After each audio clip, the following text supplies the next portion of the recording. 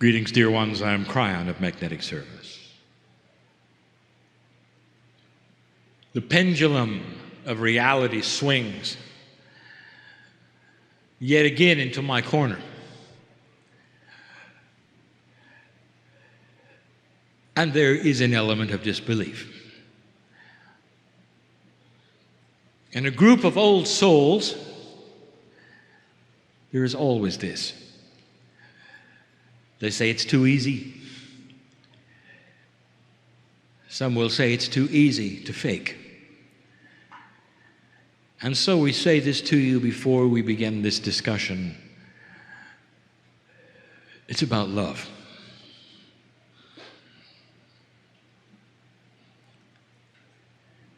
That's what it's about. It always has been, and it always will be. And it's not the love that you think. There is a force in the universe even your astronomers have recognized and seen, identified, and they call it intelligent design. Because the universe itself is biased. It's biased into creativeness. It's biased in life creation. It's biased in love. There is purpose for everything. Astronomers, science, physicists, they want to see complete and total neutrality within all things, and they don't find it. And that's one of the things we want to discuss, the power that is starting to become yours in the understanding of energies around you which you have never identified as energies that specifically are what we're going to call informational. This is one of the first multi-dimensional channelings of a series, starting to explain to you in a better fashion concepts that have been misunderstood or not explained at all, in order to start you thinking about what you can do. And that is the purpose. It's a big distance between the nucleus and the electron haze.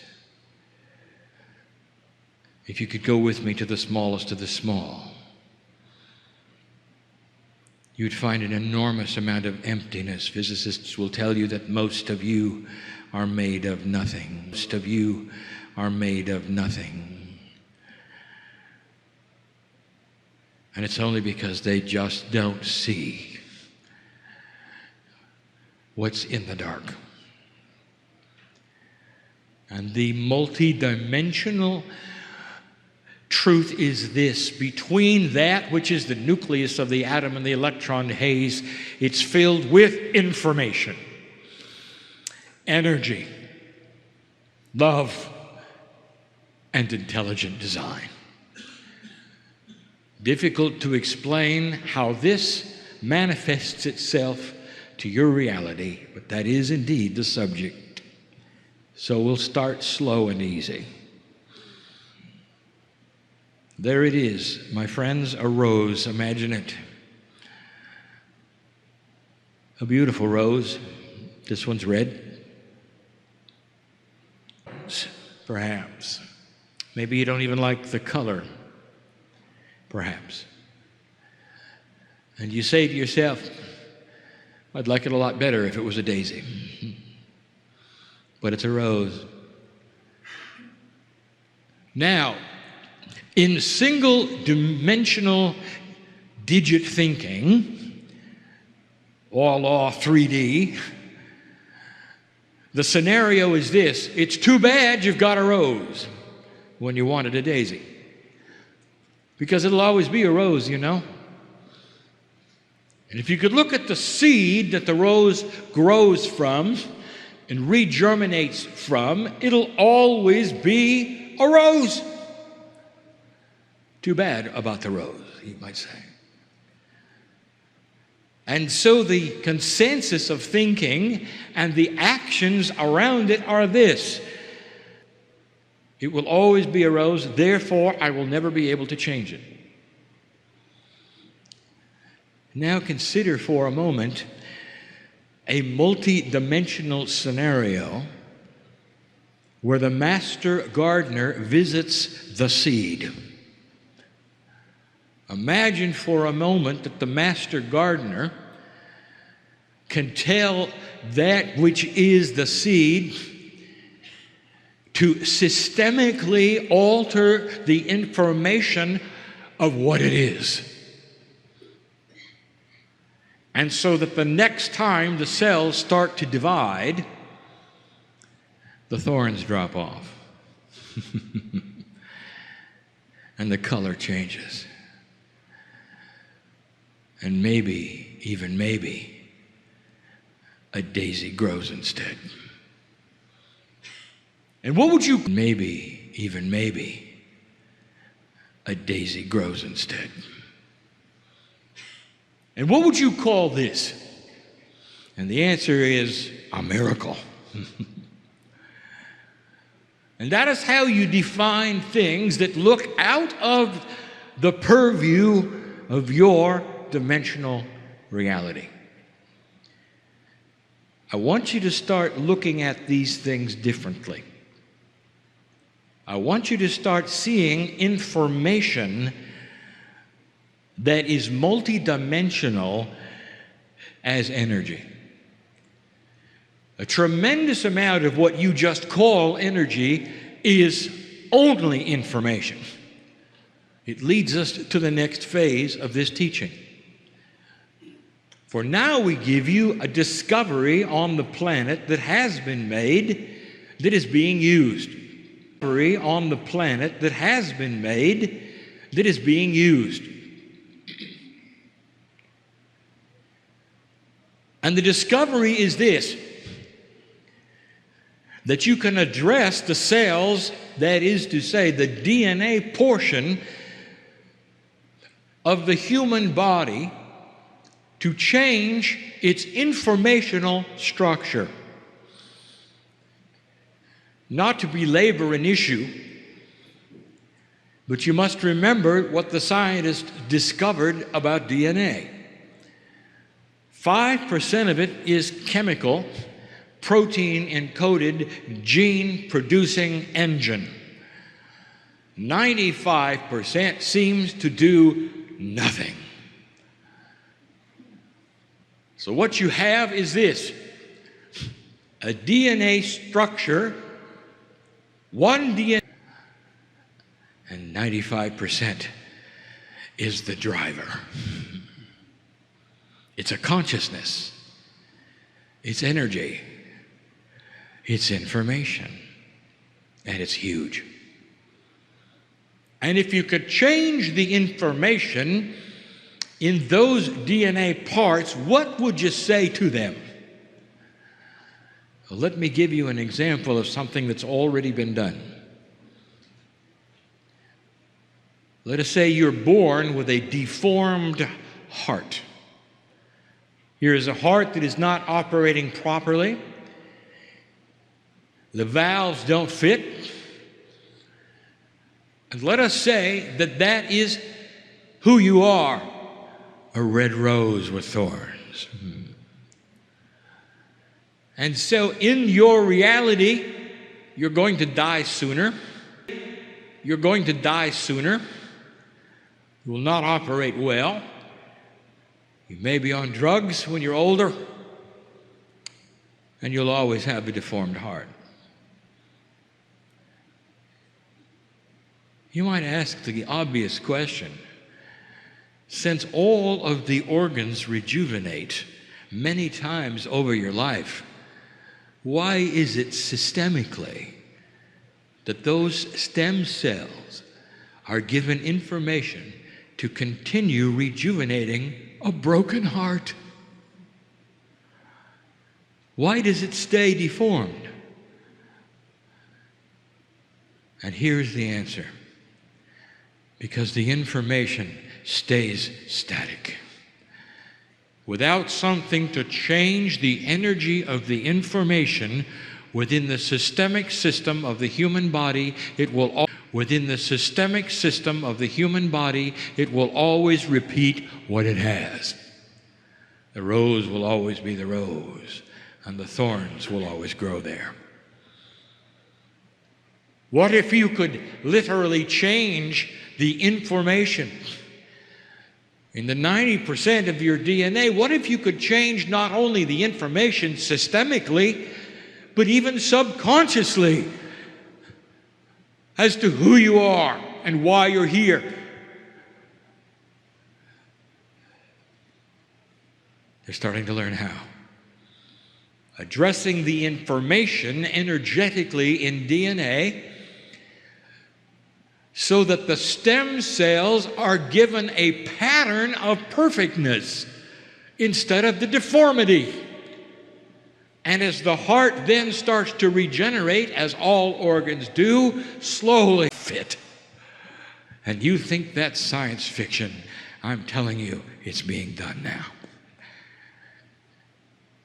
For on the planet, multidimensional inventions are starting to occur. There will be many more, pushing the envelope of your believability and changing physics. You've seen this, and you don't even know you've seen it. I'll ask you some other questions that you haven't really thought about. We brought these up before, and now we can discuss them more fully. Why can a starfish grow back an arm and you cannot? Because the programming in your body, in your DNA, in the information, the race driver driving the car, that those kinds of things only are to be done in the womb.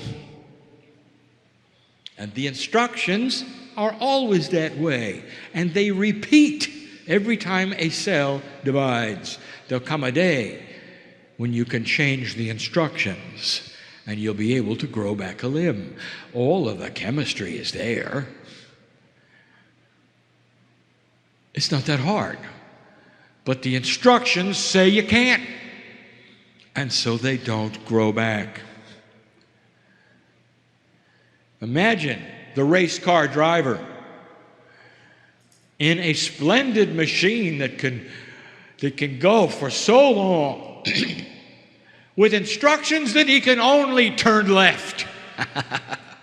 That's what a race car driver does, you know. What if you straighten out the racetrack and suddenly you got a left-hand only driver? What happens to the driver when the racetrack straightens out and he doesn't know how to do anything but make left turns? You got to change the information that he has. And that is what is being done. When the spinal cord is severed, there is chemistry that races to the place of the severing, so it won't grow back. Did you know that? There is a hormonal proteinal structure that actually keeps it from growing back. How does that serve humanity? Well, it doesn't. Nerves are designed to grow back. And they don't. Did you know they even have addresses, color codes? They can find each other in the dark and grow back. And they don't. Because built into the race driver's information is not to grow back a spinal cord severing. There'll come a day when you can reprogram the systemicness. Stem cells exist everywhere in the human body, alive and well. They are what pattern what happens. Chemically, they are responsible for a human that is predisposed to disease. And that predisposition will be the child.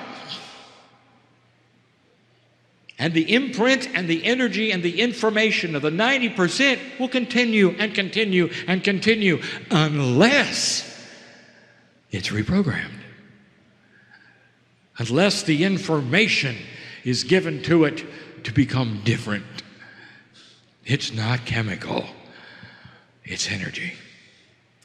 It is multi-dimensional energy. New technology to reprogram pieces and parts of the body. Do you know what this means? There are women in the room who respond to this, who carry a gene that their ancestors carried and that they carry and that their children will carry on predispositions to certain kinds of weaknesses. And when you can rewrite your genetic print, none, your children and your children's children will only have the reprogramming. They will not have the original information. Energy is like that. Informational energy is like that. And there's a lot of it on the planet. There are systems on the planet that have been misunderstood for a long time. Let me give you a couple. This is controversial. You may not agree. You may not like it. But I'm going to give it to you anyway. Humans love things that go bump in the night. They love to be frightened. They love to be scared. They love movies that scare them. And they love haunted places. Have you seen the upsurge in the interest of haunted places? They love movies that scare them. And they love haunted places. Have you seen the upsurge in the interest of haunted places? Now let me tell you what they are and why they work the way they do. And now we get into the power of the information of the Akash. Human consciousness carries an imprint which affects the planet. And we have told you this from the beginning, 21 years of it. Human consciousness is what is going to change the planet. Human consciousness is information. It is information that you develop based upon what you think. And it's powerful.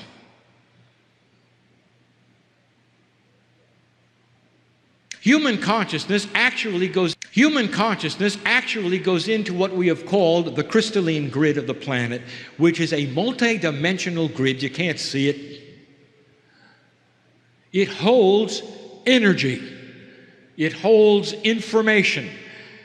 When the planet is measured for vibration, it is the crystalline grid that is measured. And the crystalline grid only has on it what humans have put there. An interdimensional record of thought, of lifetimes, of happenings. And here's what I'm going to tell you. In certain conditions, in certain ways, a human life or an interaction of multi-lives together in a scenario that is profound for whatever reason of its profundity will create an imprint in a place. It's a haunted house. Did you know that? And here is some of the things, the attributes that we may not prove it to your psyche, but we'll give you something to think about. Did you notice that in a haunting, you have a scenario which repeats? The man comes down the stairs. The man goes up the stairs. The woman in the kitchen moves from the left to the right, sits in a chair, rocks for a while, moves away. If it involved dramatic things such as murder, the man comes down the stairs with the axe. over and over and over and over. It's a good movie, isn't it? And that's all it is. Why does it feel the way it feels, Cry? It's a good movie, isn't it? And that's all it is. Why does it feel the way it feels, Cry On? Because it is a result of human consciousness imprint, and you've got one too. And when you're there interfacing with it, it gives you chills, because it's real. Now science has gotten involved, as they should, and they're noticing something. The imprint, the haunting, carries scientific attributes, and they're all multidimensional. Guess what changes? Magnetics, gravitation, light, and even time. Because what it is a multi-dimensional event imprinted onto a place on the planet that plays over and plays over. Can you capture it on tape? Uh-huh. Because it knows it's being observed. Because it's part of an imprint that is multidimensional. In a quantum sense, it knows. I can't explain that to you. You assign knowing to sentiency, that is to say, that which is intelligent in a human being. And it isn't either of those. It's a knowing that is quantum. It knows when a human being can be frightened, and it frightens it. Oh, I have more to tell you. Oh, there are things that you wouldn't believe that you can do. How would you like to get rid of that? Let's say it's in your house. Now, this may be very inappropriate. I'll give you the answer. You're going to have to present an energy that is stronger than the imprint of the haunting. You cannot order it away. You already knew that, didn't you? No amount of huffing and puffing or calling upon God will make it different. The imprint was created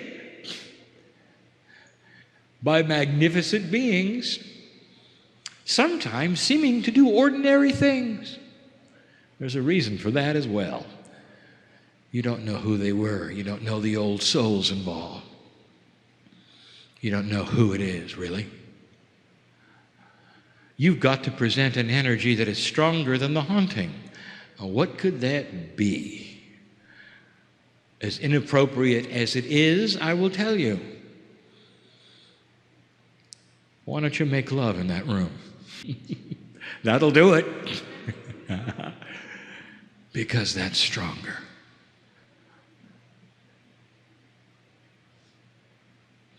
Anyone who's been in love in the room, and there's some secrets here that I know. Beautiful ones that I know. Knows the power and the energy of humans coming together in intimacy. And the angels sing, and you create a third energy which is more powerful than the two of you. And you know it. It's sacred. It's beautiful. And it's stronger than the haunting. Maybe you didn't want to hear that today.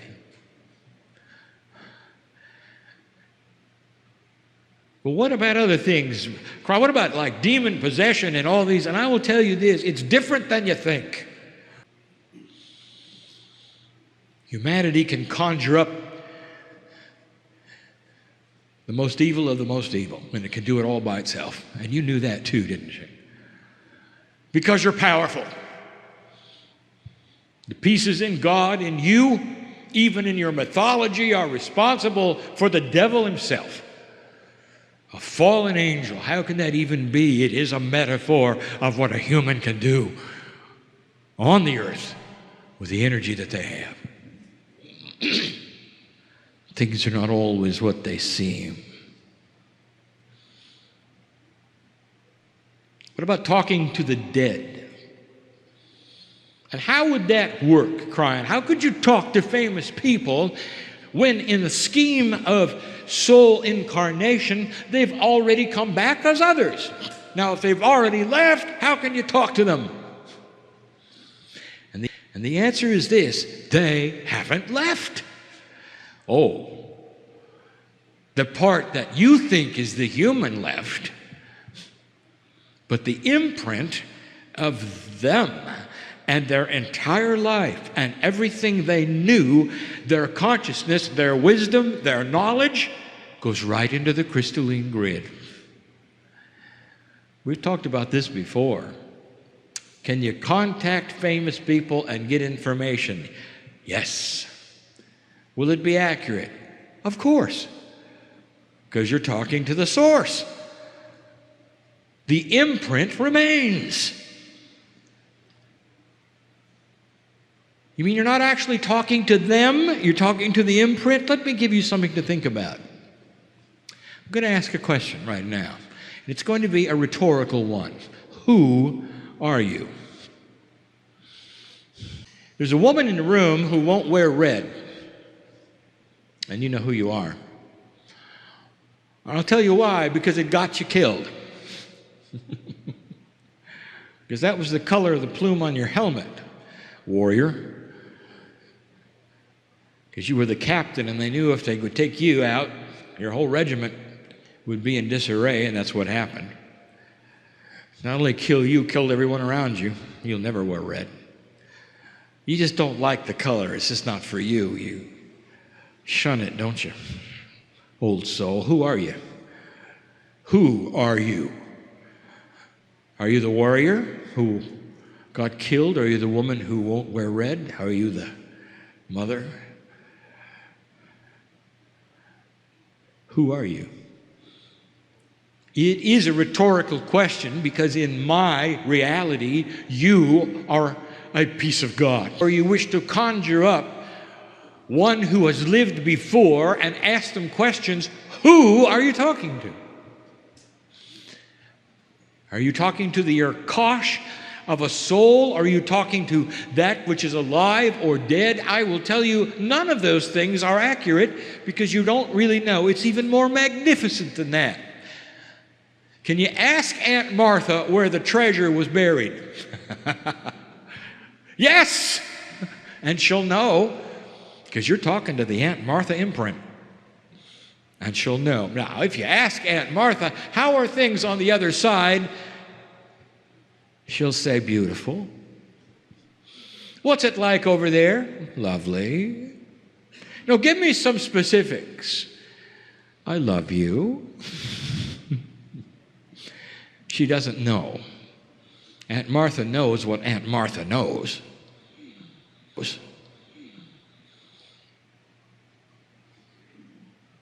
You think of it in singularity, and it's not. It's powerful, it's real, and it's there to be accessed.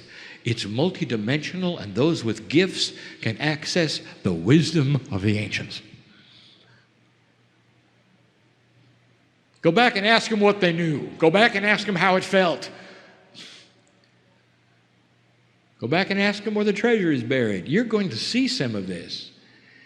And those in the places of magnificence on this planet, wearing the costumes of spirituality, and the heads of state and religion will call it evil and will call it occult, not understanding that you are moving into a multi-dimensional state, appropriate, accurate, true, usable, correct, usable, correct, helpful. All of those things. Does that make sense to you? Let me give you a concept, and this will be the last one. I've saved the complicated one for last. That's my favorite one. We haven't done this before, my partner, so get it right.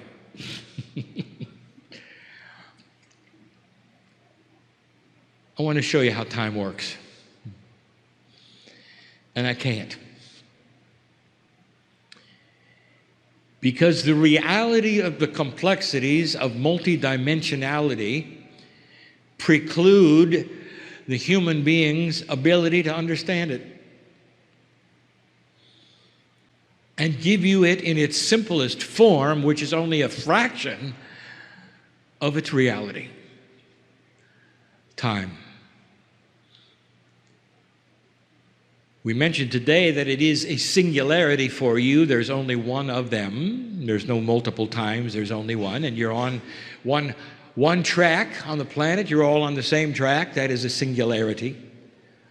It only goes one speed. It always has for your life. It doesn't move. The truth of it is it moves all the time.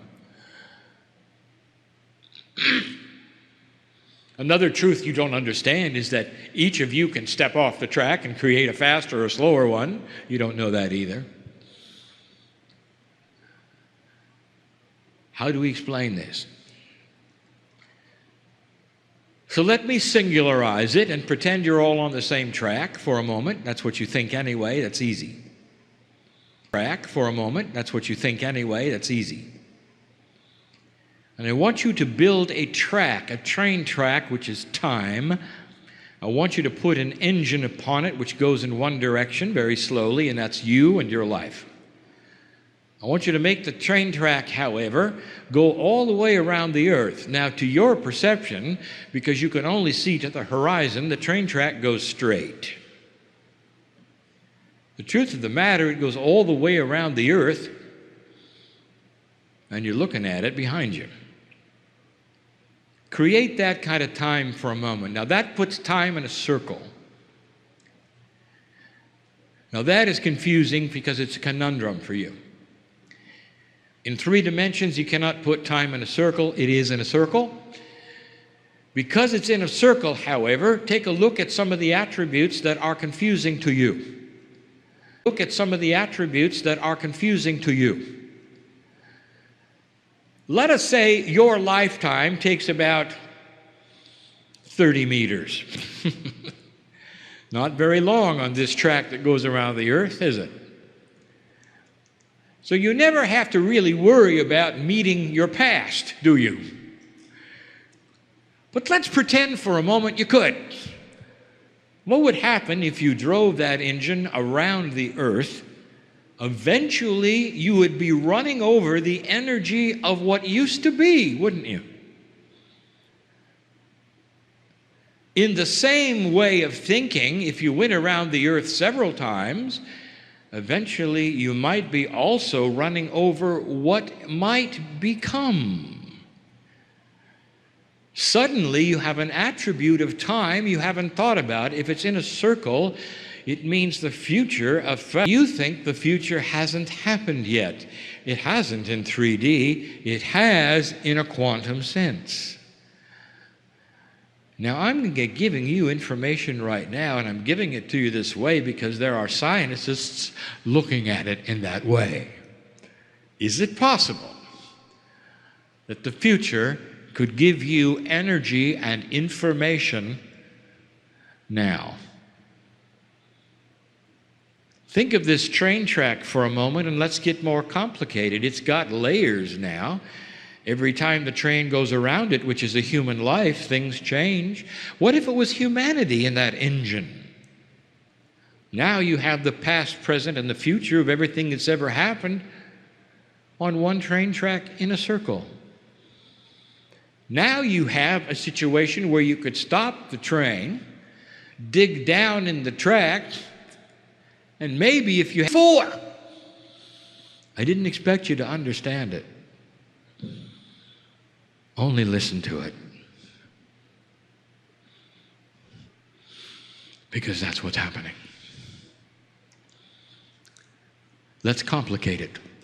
Let's say this track has to go up some hills and down some valleys. And the hills and the valleys are always the same. If you were smart enough and had a system that understood this time, you could create bumps where it might be difficult or easy and actually put them on a map.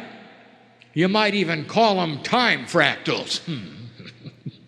and you might be right. And every time you hit that place in time, whether it was in the future or the past, you got a hill or a valley.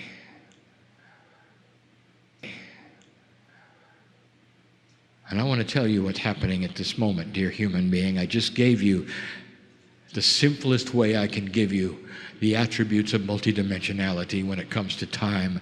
You are visiting potentials that in your mind have not happened, but in a quantum sense have. You are receiving a vibrational increase so that you can look at the track of time and select where you want to go. You are looking at the potentials of the quantumness of vibrational shift and creating a culture that is going to go beyond what you think it could go, because it's going to fly in the face of all prophecy. Because prophecy is based on one track that does one thing over and over. That does one thing over and over in 3D. And as soon as you start to become multidimensional, information becomes energy. And in that track of time is information of the potentials. Okay, I'll tell you, nobody asked. Except the ones who are asking. It would seem like I just turned a page, because there's someone in here who wants to know what a crop circle is. And so I'll tell you, it's a good thing you ask. It's an energy stamp from the future. How about that? Now you don't know anything more than you did before. Not a future. A future that has such a grand potential in a quantum state that is one with everything. You've already lived it. You're in an entangled state with that which you think has not happened, but which has happened so grandly, you already have peace on earth. And 21 years ago, I showed it to my partner so grandly. He can't deny it. It's his reality. And there are things in the room you can't deny, because there are realities of you putting lives together, healing bodies that you've already done. That's how grand it is. You're in an entangled state with a reality that's outside of your dimensional perception. Hard to teach, hard to understand, but easy to feel.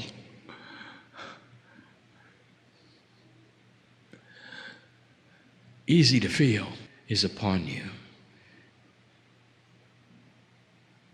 Imagine those things which you're planning already completed.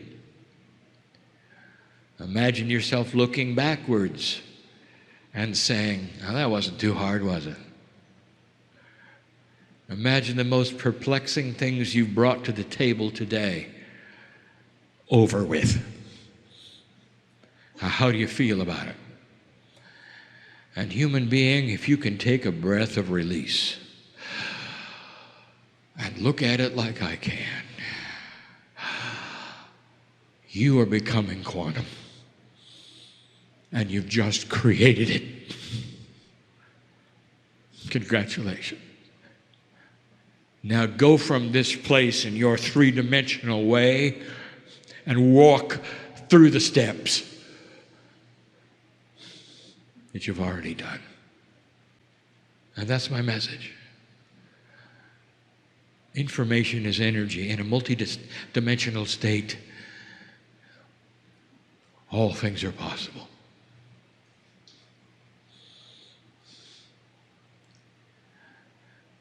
You come here to listen to a thing like this, old soul, you wouldn't have missed this. And I'm not talking about this meeting, I'm talking about this life. How many times have you lived waiting for this? What do you think the wisdom factor is in your Akashic record? If you've lived and lived and lived and lived and lived, how about that track of time? How many layers does it have for you? What about going in, drilling down, and picking up the wisdom of your ancients? Because many of you are your own ancestors. It's about time you started seeing it in that way. My partner says, leave differently than you came. He got that from me. Do it. Do it. And so it is.